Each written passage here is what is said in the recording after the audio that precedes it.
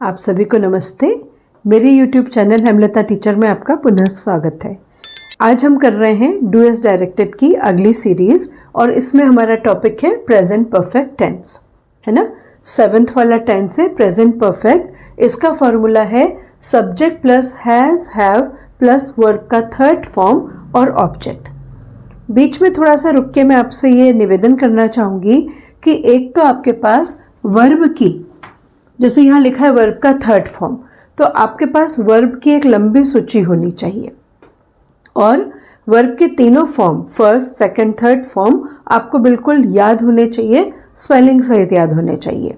दूसरा, जो मेरे इनिशियल वीडियोस हैं, शुरुआत वाले जो वीडियोस हैं, उसमें मैंने I we you you he she it जितने भी हमारे प्रोनाउंस हैं उनके साथ कौन सी हेल्पिंग वर्ब आती है ये मैंने याद करवाया है, तो उन्हें भी पहले देखिए, है ना। तो यह फॉर्मूला है subject plus has have plus third form of verb plus object. So you have to keep in mind कि हैव जो है वो आई वी यू दे के साथ आएगा और हैज जो है वो ही शी इट के साथ आएगा। तो पहले टेंस पढ़े उसके पहले आपको याद होना चाहिए I have, we have, you have, he has, she has, it has, they have. Okay, अब हम देखते हैं इसके सकारात्मक अफर्मेटिव सेंटेंसेस। तो यहां मैंने लिखा है सब्जेक्ट आई के साथ आया हैव।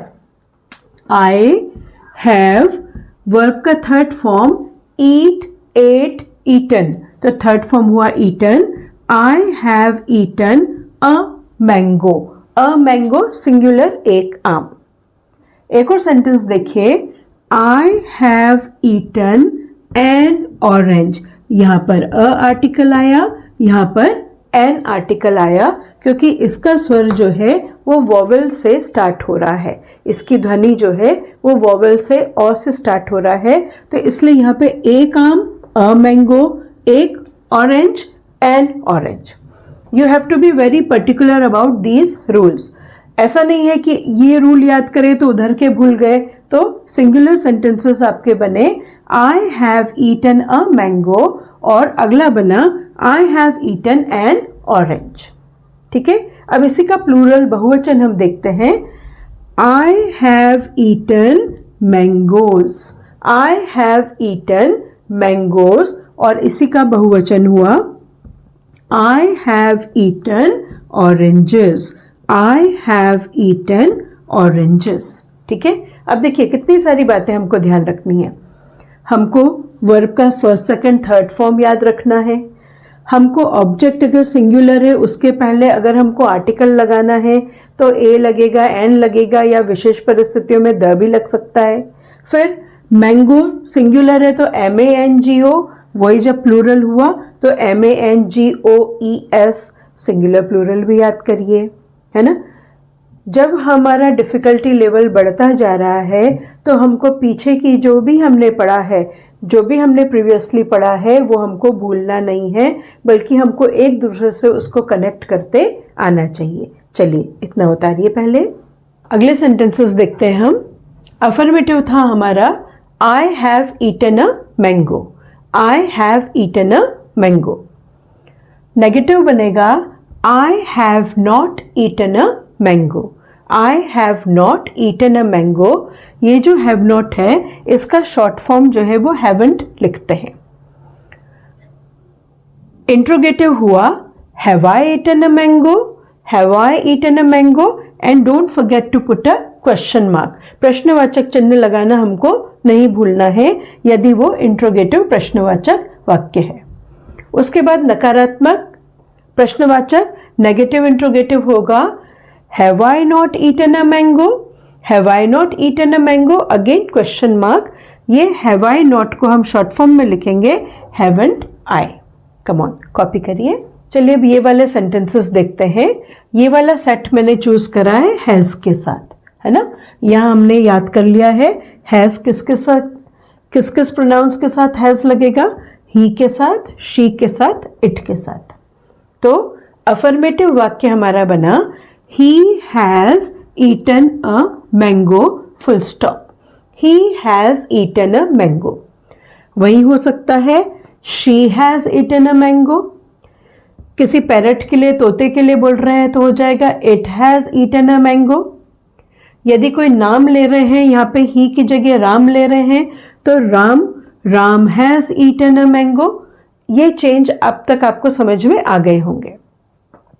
अफर्मेटिव हुआ he has eaten a mango full stop.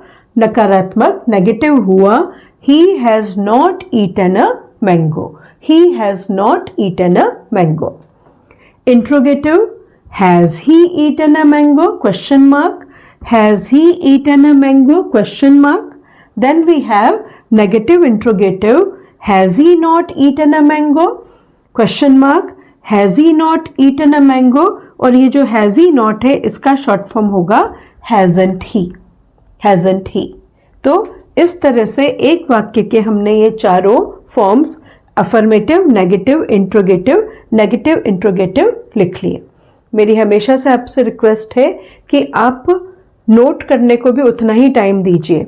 Video भी आप देखिए, पर कोशिश ये करिए कि एक बार जब आप वीडियो देखते हैं तो पॉज करके आप नोट्स जरूर बनाइए, ताकि फिर नोट्स पहले आप याद भी करिए, फिर आप वीडियो देखेंगे तो वो बिल्कुल आपको हमेशा के लिए वो जो भी रूल्स रेगुलेशंस जो व्हाट्सएवर वी आर रीडिंग वो सब हमेशा के लिए याद रह जाएंगे। चलिए कॉपी करिए। अब एक सेट जो है हम प्लूरल के साथ देखते हैं। प्लूरल यानी यहाँ जो ऑब्जेक्ट लिया है वो हमने अ मैंगो की जगह मैंगोस कर लिया है। अफर्मेटिव बनेगा he has eaten mangoes, he has eaten mangoes full stop. Negative he has not eaten mangoes, he has not eaten mangoes full stop। Interrogative has he eaten mangoes, has he eaten mangoes question mark। then we have negative interrogative, has he not eaten mangoes, has he not eaten mangoes। has he not को हम hasn't he भी short form में लिख सकते हैं। तो ये हमने देखे प्लूरल के एग्जाम्पल। नाउ अभी फिलहाल मैं हिंदी मीनिंग पे स्ट्रेस नहीं दे रही हूं, otherwise you will be getting confused, आपको कंफ्यूजन होगा कि है ना। तो for that what is the Hindi of every tense, हर एक टेंस का हिंदी क्या होता है, for that I will be having a complete long video. Okay, so Hindi meaning I will be teaching in that. अब तक हमने 7th प्रेजेंट परफेक्ट टेंस तक हमने समझ लिया है। मैं उम्मीद करती हूँ कि आपको ये चीज़ें जो है वो क्लियर होती जा रही होंगी। जो भी हम पढ़ते जा रहे हैं, आप पिछले साल के क्वेश्चन पेपर्स को सामने रखिए और ट्राई करिए कि आप सॉल्व कर पा रहे हैं या नहीं कर पा रहे हैं। साथ ही साथ जो मेरे शॉर्ट वीडियोस हैं जिसमें मैंने डू एज डायरेक्टेड को सॉल्व करके बताया है, आप उन्हें भी देखिए एंड अबव ऑल नोट्स जरूर बनाइए। Okay, so please do like, subscribe and share my channel. Thank you.